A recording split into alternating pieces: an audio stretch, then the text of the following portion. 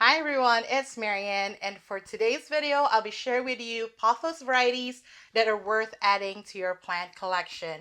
And if you have come across my channel, it's probably through my Pothos videos, my Pothos varieties video, my Pothos plant care videos, etc. And every summer, instead of doing an entire houseplant collection, I mainly focus on my Pothos plants and my Pothos collection and share with you like updates about the genus. For this summer though, I'm doing things a little bit different. I'm only going to share with you Pothos plants that are worth having in your collection, and not surprisingly, it is the Pothos plants that I do currently have in my plant collection. And when I started my Pothos collection, my main mission was to get my hands on every single variety of Pothos plants that I come across of, whether rare, uncommon, or something that just recently hit the market. But like with my entire houseplant collection in general, this year I've been really focused more on creating my Pothos collection, and in a future video where I share with you how my plant journey has changed over the years, I'm really going to talk more in depth about that. But the Pothos plants that I'm sharing with you today are the Pothos plants that I have kept in my plant collection that I think are worth having for anyone who is into Pothos or just starting getting into Pothos. And if you also watched my previous Pothos videos, you know I also like to include like scindapsus varieties and some philodendron heterocene varieties as part of my Pothos collection. And I know some people have a lot of issues with that, but if you've seen my videos on Pothos varieties or read my book, The Complete Guide to Pothos Plants, I did explain there why I do include those two varieties into the Pothos category, which if you want to purchase my book, I have the link down in the description, or you can just watch my previous Pothos varieties videos, which I'll also have linked down in the description. But for this video, I'll be sharing with you Pothos plants that are currently classified as Epipremnum, both the Epipremnum aureum and Epipremnum pinnatum. And I know even some people don't even consider the Epipremnum pinnatum as Pothos plants, but we will in this video and in this channel. And I'll also make videos on my scindapsus plant collection, and since I've also kind of expanded my philodendron collection this year, I'll definitely do a separate video on my philodendron collection where I will include the Pothos-like philodendron hydrosaeums that I have in my houseplant collection. So let's dive into it. But before we get started, if you're new to my channel, hi, my name is Marianne. Welcome to My Oasis Life, where I take you along my houseplant journey and share with you some of my tips and tricks along the way. And I also share lifestyle content that's focused on sustainability, wellness, productivity, and also share with you my personal and travel vlogs here and there. So if those type of content interests you, please make sure to subscribe to my channel before the end of this video, and also give this video a like and also comment down below. I would love to hear from you. But so let's go ahead and get started. So today I'll be sharing with you about 10 Epipremnum Pothos plants that I have in my collection and that I think are worth having as part of your Pothos or your houseplant collection in general. But they won't be in any particular order. I'll first go through the plants that I currently have with me in this room and show you about 2 or 3 more Pothos plants that I technically are still part of my plant collection but are not kind of with me right now, and I'll explain more later. First, let's start with a really good one, which is the MANJULA Pothos.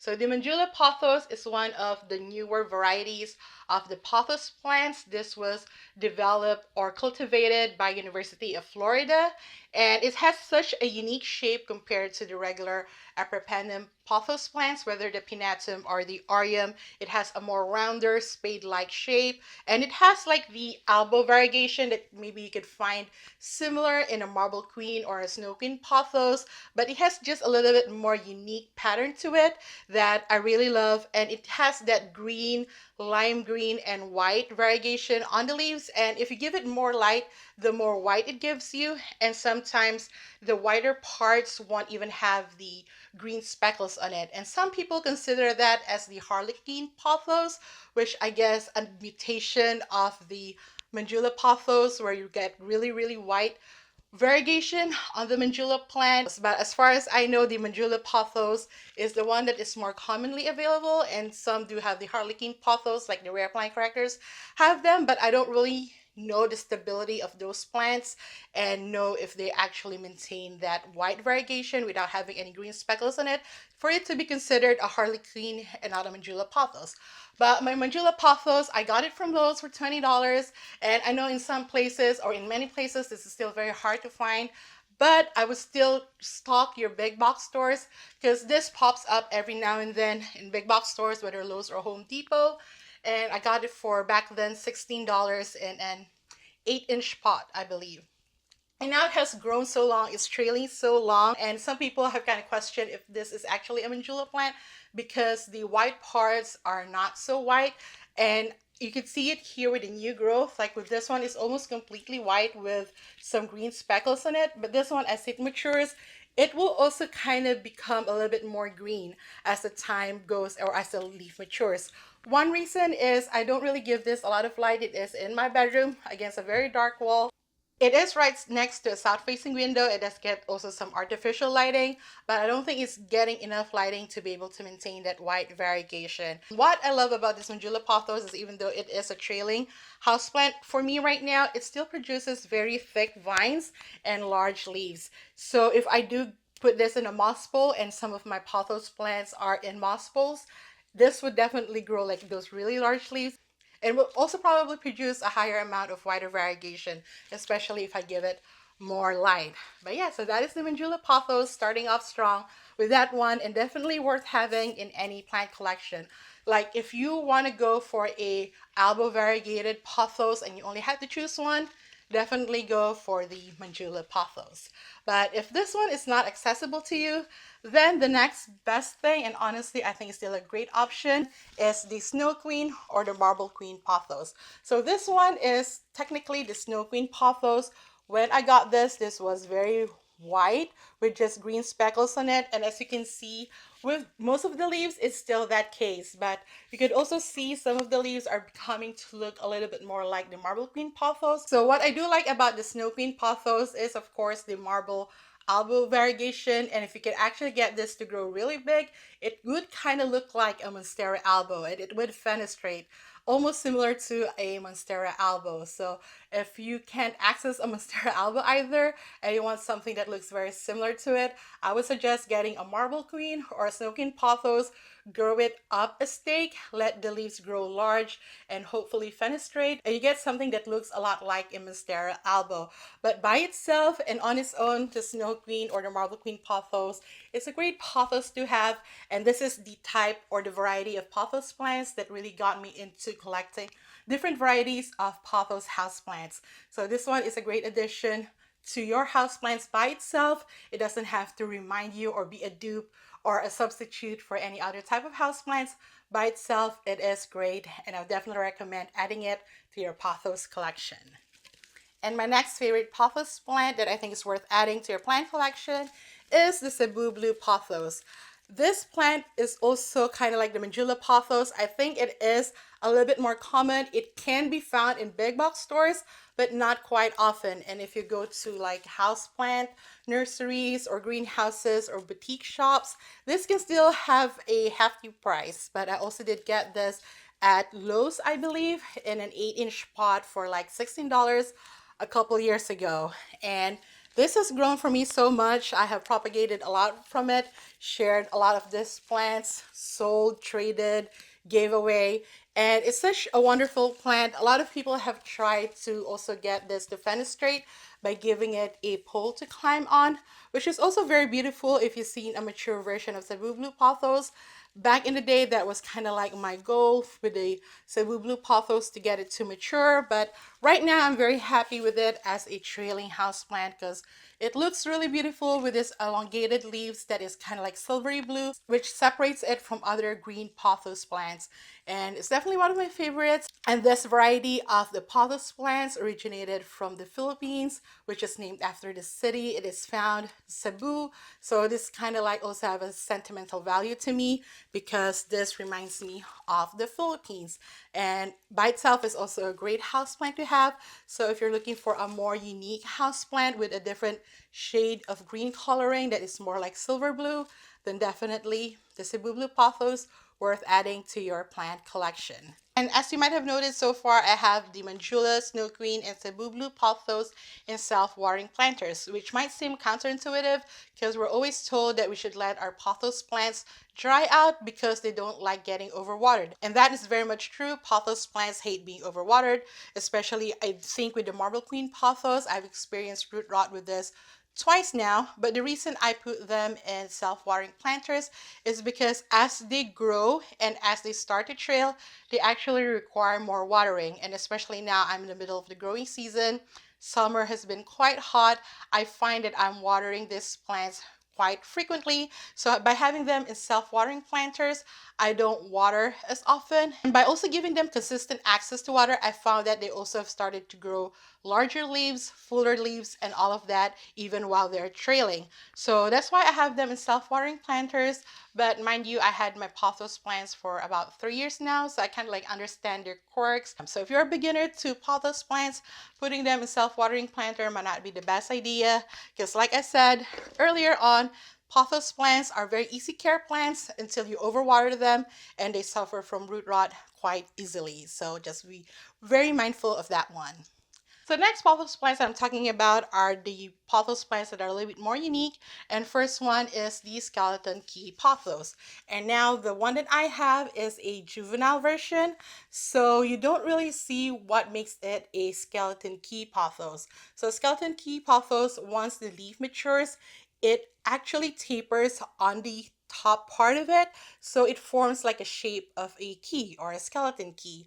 With this one, however, I haven't really seen that yet. My plant is still very much juvenile, and honestly, I'm kind of like a little bit disappointed that it hasn't reached the mature stage yet, because I was told as long as you give it a moss pole to climb on, it would mature quite fast.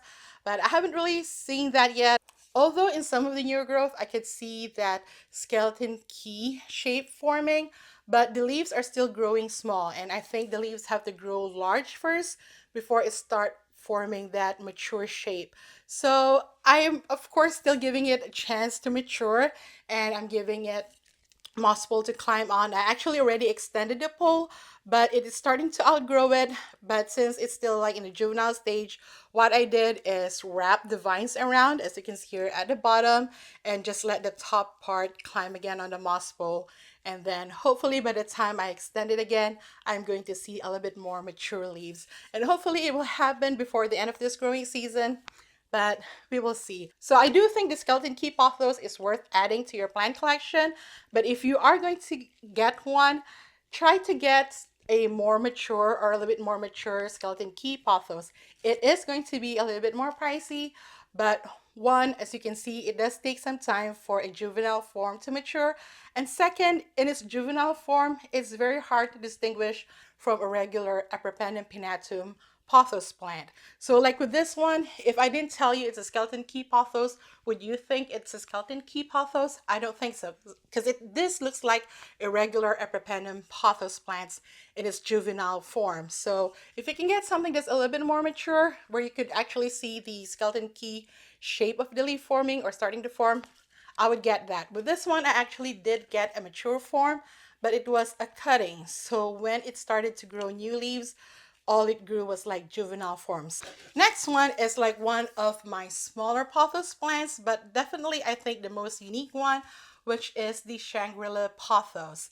And this one, what makes it unique is it has these very curly leaves that form the shape of a cone or a witch's hat, and this is sometimes called the witch's hat or the javelin pothos.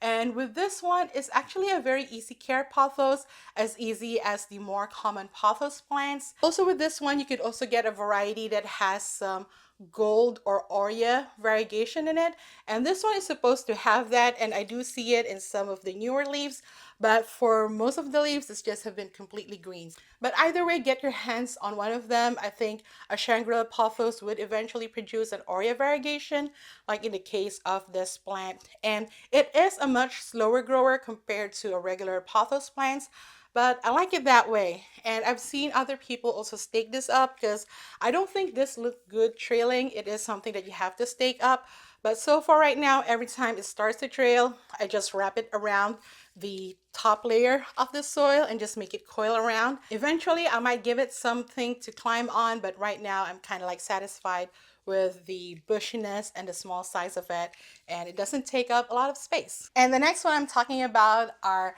two plants that I recently added to my pothos collection, which is the Epipremnum ALBO and the Epipremnum AUREA. I did put them together in one pot because just to save space, and since they're still growing, I thought they could just share one moss bowl. But this one is the Epipremnum pinnatum ALBO, which I got as a gift from Arid Asia. And the Epipremnum pinnatum AUREA I got from a plant swap, the one that I recently went to that's hosted by Cultivate the City and Plants Alive. I do have a vlog about it. You can check it up here, and the link will also be down in the description, as well as the import order that I got from Arid Asia. You could also watch that too if you would like. I'll have the link down in the description as well. And the Epipremnum pinnatum ALBO is something that I've been wanting for a long time, and kind of like similar with the Snow Queen Pothos or the Marble Queen Pothos. If you can't get your hands on a Monstera ALBO, the Epipremnum pinnatum is your poor man's Monstera ALBO. And with Epipremnum pinnatum, it also matures and fenestrates faster compared to the Snow Queen Pothos or the Marble Queen Pothos if you stake them up. So with this one, you have a better and higher chances of getting this to fenestrate really quickly within a growing season or two, depending on the size and how mature you have gotten them. And so far for me, it has grown one new leaf in my care, and it's kind of like a bit of a half moon, but it is a bit smaller. And I've started to grow it on the moss bowl, and I think it's starting to grow into the moss bowl. With the Monstera aurea, I got it as a reverted plant. So what I was told is, because I actually wanted off the trivia game in the plant swap, and what I was told is that if I do give it a stake to climb on, it give it a lot of light, then maybe the aurea variegation would come back. And so far, this one is actually a faster grower than the ALBO, and this is the two new leaves it kind of pushed very recently, and I do see the aurea variegation starting to come back. Now, my only qualm with the Epipremnum pinnatum aurea is how different it is really from a golden pothos, especially at this stage. This one, like the Epipremnum pinnatum ALBO, would fenestrate eventually, so I guess that's what would make it a little bit more different. But a golden pothos also fenestrates eventually if you give it something to climb on. And recently in my trip to Kauai, I've seen huge golden pothos that are fenestrated and so beautiful, but I know it takes quite a while for golden pothos to reach that maturity, and it also needs like almost tropical perfect condition to be able to reach that maturity, which is why I only have seen it so far in Hawaii and Kauai. But with the Epipremnum pinnatum aurea, there is chance that I could get this to fenestrate like with the Epipremnum pinnatum ALBO and hopefully get more variegation. So I'm really excited about these two plants. Eventually, I might have to separate them and give them their own space to grow, especially if I really want them to mature. They're gonna need their own space to do that. So maybe once both of them outgrow this bowl, I'm gonna start to separate them and just give them their own space to grow. But right now, they're sharing a room like siblings. And speaking of the golden pothos, you might be wondering why she hasn't mentioned golden pothos yet. Is it not worth adding to your plant collection? It would be the very first one that I would mention, but I currently don't have the golden pothos as the houseplant right now, but I do have it planted outside in my backyard in the tropical garden bed that I created, which I also featured in one of my videos, which I'll link also down in the description if you want to see it. I've also shared updates with it in my summer updates video, so go check it out. And one of the best things in that tropical bed is the golden pothos, because it has started to really fill out that tropical bed, and it has also started to grow more variegated than the Epipremnum pinnatum aurea that I currently have, and it's also starting to grow large leaves. So I'm really excited about it. At first, I just kind of wanted to use it as ground cover for the tropical bed. I don't really intend on keeping that golden pothos, but for any plant collector, even if you are not a pothos plant enthusiast or a plant enthusiast in general, pothos plants is always worth having in any plant collection or just using as a piece or part of your home decor. So that pothos plants, I do see myself salvaging some parts of it, maybe the more mature and variegated parts of it come the end of the growing season. I'm not just gonna let it die out, because I do live in Maryland. We have the 4 seasons, and once the first frost hits, I don't think the plants in that tropical bed will survive if I don't repot them or remove them from a tropical bed. And a couple of other pothos plants that I do think are worth adding to your plant collection that are technically still part of my pothos collection, but are not currently living with me. They're living with my sister. I loaned it to her in her apartment, and you could also check that video out where I plant styled her apartment. I'll link the video down in the description. But that is number one, the neon pothos. So the neon pothos is one of my first pothos plants that started to trail really long, and it is so gorgeous. It's so beautiful. I love the lime green color of the neon pothos. Again, if you're not a golden pothos girly, you think it's a little bit too common, then go for the neon pothos. It would give you that lime green pop of color. It's so beautiful. It grows as easily and as fast, and it's just a gorgeous plant. As you can see in this barrel right here, it is trailing, it is lush, and so easy maintenance. And like I said, it has been with my sister for a few months now, almost 6 months, and is doing fantastically in her care. She doesn't get as much light in her apartment, and again, she's not a plant person, and the neon pothos is doing perfectly well on top of her kitchen cabinet, and it's really like a very low maintenance plant and makes such a great home decor even if you're not a plant enthusiast. And the next one is the NJOY pothos, and this one comes also in different varieties. You could get the glacier pothos or the post and jade pothos. Those three forms really have very minuscule or minute differences between them. So any of the three forms you get is kind of like pretty much getting the same plant. For me, it's not worth having every single variety or every single form of that type of pothos variegation anymore, so I just kept it to one, and right now it's in my sister's care. And it's also one of those very low maintenance pothos, even though it is a variegated plant. So also highly recommend if you're looking for something a little bit more low maintenance, because some of these pothos plants that I mentioned, this require a little bit more advanced knowledge when it comes to pothos care. So these are the pothos plants that I have in my houseplant collection for summer 2022 that I think are worth adding to your own plant collection. And if you have any or all of these houseplants, let me know down in the comments. And if there's a pothos variety that you think is worth having in a houseplant collection that I didn't mention in this video, also let me know down in the comments. I would love to hear or know why you think it is worth adding to your plant collection, because I feel like I have encountered most, if not all, Epipremnum pothos varieties or just pothos varieties in general, and some of them I don't think are worth having, like the Baltic blue. I already could see some of you already mentioning it, or the emerald pothos, which I also had at some point, which is basically like the global green pothos but with a reverse variegation. I don't think those are worth having in your plant collection if you already have the plants that I mentioned in this list.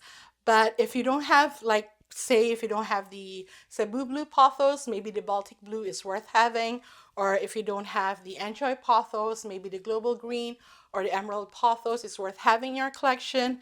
But for me, since I have the plants that I currently have, I don't think those are just worth adding to my plant collection. But you let me know if those plants or other pothos varieties that I cut out and no longer have in my plant collection and didn't mention in this video, let me know if you think they're still worth having in 2022. But yeah, thank you so much for watching. If you like this video, please give me a thumbs up. And if you're new here, please do subscribe. I come up with videos every week. And if you found any value in this video, please do consider sending me a super thanks. Any super thanks that you will send me will help me and my channel, and also help me create better and more videos for you all. You can find the bottom down below. And if you haven't yet, check out these videos up here until my next one. But until then, I see you, I appreciate you. Take care of yourself and each other, and have a plantiful day. Bye!